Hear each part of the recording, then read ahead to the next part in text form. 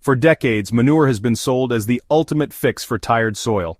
Garden centers push bags of it, old manuals recommend hauling it in by the truckload, and many gardeners still treat it as the foundation of healthy beds. But here's the truth: manure isn't the essential input it's made out to be. In fact, there are safer, cheaper, and more effective ways to build rich soil without ever buying another bag again. Once you understand why manure isn't always the miracle amendment it's marketed to be, and what alternatives truly revive soil, you'll never look at your garden the same way again. Manure comes with hidden risks that can harm your soil. The first problem with purchased manure is inconsistency. Bags may look uniform on the outside, but inside the material can vary wildly depending on the source animal, what it was fed, and how the manure was stored. Some manure contains too much salt, which builds up in the soil and stunts plant growth. Others carry traces of antibiotics, worming medications, or worse, persistent herbicides that survive the digestive system of the animal and remain active long after spreading. Gardeners have planted into beds amended with contaminated manure only to watch tomatoes curl, beans twist, and entire plantings fail. Even well-aged manure can introduce problems if not fully composted. Fresh manure is high in ammonia and can burn young seedlings. Chicken manure, for example, is extremely nitrogen-rich, but if applied before breaking down fully, it can kill plants outright. Instead of gambling on what's inside that bag, it makes far more sense to control the fertility sources yourself with clean local materials that carry no hidden surprises. Homemade compost outperforms store-bought manure every time. When you build compost at home, you know exactly what goes into it. Grass clippings, shredded leaves, food scraps, and garden waste are all safe and free sources of fertility. A balanced mix of green materials like vegetable peels or fresh clippings, combined with browns like dried leaves, cardboard, or straw, creates a compost heap that develops into dark, crumbly humus. The ideal ratio is roughly 3 parts browns to 1 part greens. This balance ensures steady breakdown without foul smells while producing a finished product that rivals any commercial manure. Unlike manure, homemade compost also introduces a diverse community of microbes. These microbes jumpstart soil life, breaking down organic matter into nutrients your plants can absorb immediately. By feeding soil biology, compost creates a living, self-sustaining system that continues to improve season after season.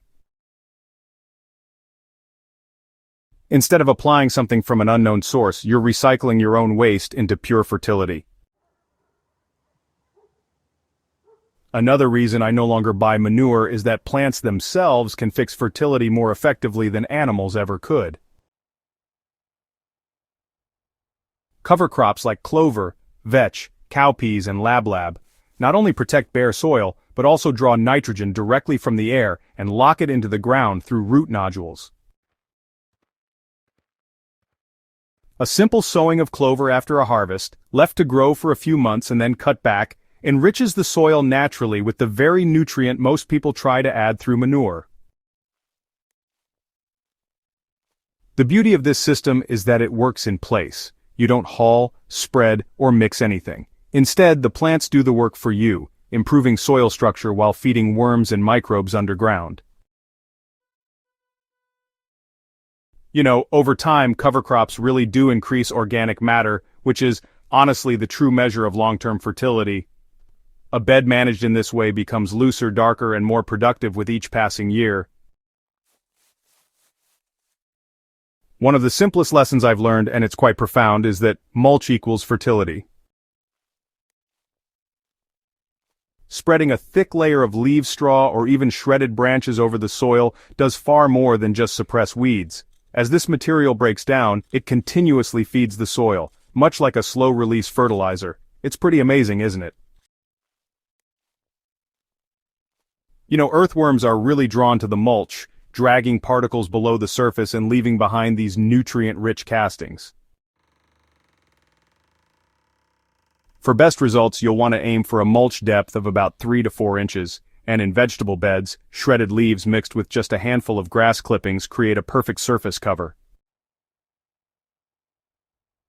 In perennial beds, wood chips applied just once a year can mimic a forest floor where fertility is built not from outside inputs, but from the steady recycling of organic matter. Every season, the mulch layer disappears into the soil, and every season the beds grow more fertile without a single scoop of manure. One practical shift that made manure unnecessary in my own beds was using trench composting. Instead of tossing kitchen scraps into a pile, I dig narrow trenches right in the garden and bury food waste directly. A trench 6 inches deep filled with alternating layers of food scraps and a cover of soil transforms into a worm buffet. Within just a few weeks the worms move in, breaking it all down and fertilizing the bed right there in place. A simple ratio really works well. Use 1 bucket of kitchen scraps to 1 bucket of dry carbon material like shredded paper, cardboard, or even leaves. This method helps keep odors down while making sure you get a balanced breakdown. Over time, these trenches will create stripes of fertility that gradually spread out across the entire garden. It's manure-free, low effort, and infinitely renewable. The shift away from buying manure is really about moving from dependency to independence. Instead of relying on outside inputs, you set up a cycle where soil feeds itself. Compost, cover crops, mulch, and buried scraps create layers of fertility that don't cost money, don't carry risks, and don't require hauling heavy bags home. Your garden becomes its own source of abundance, constantly renewing itself as long as you keep feeding it with safe local materials. The results are undeniable. Healthier plants, fewer weeds, richer soil, and complete freedom from worrying about what's really inside a bag of manure. Once you see how well these natural methods work, you realize manure is not just unnecessary, it's obsolete.